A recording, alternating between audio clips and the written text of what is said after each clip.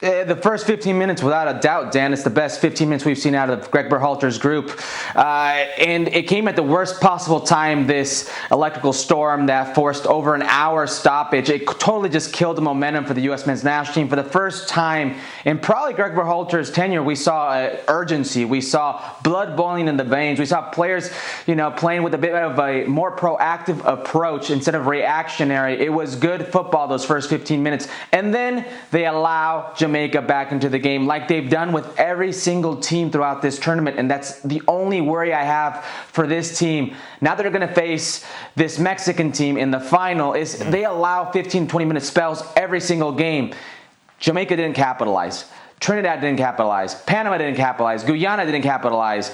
This Mexican national team has the punch to capitalize. Yes, it was a good 15 minutes. Yes, it was a good performance. But I'm sure Shaka will tell you Andre Blake's going to want those last 2 goals back. It could have been a different story. Credit to the U.S. men's national team for taking care of business again.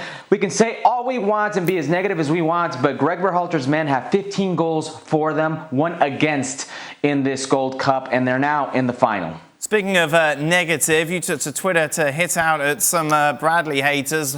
Lol, all these Michael Bradley haters, it's hilarious that coaches and opponents see his value and plan accordingly, yet many of his quote-unquote supporters don't.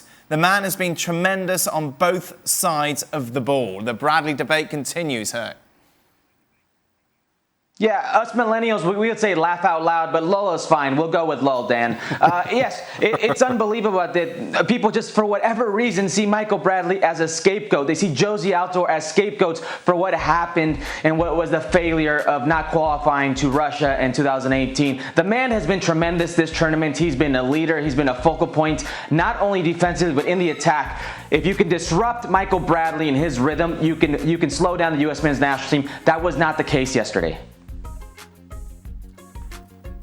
So the US will face Mexico in the final, which of course is this weekend. You take a look at how they both got there. Mexico, of course, with that victory eventually in extra time against Haiti. The US with that win last night. We asked you, Herc, to do a combined 11 of the Mexico and US squads that are in this tournament. What gave you the most problem? The most problem, honestly, was when we look at the attacking duos.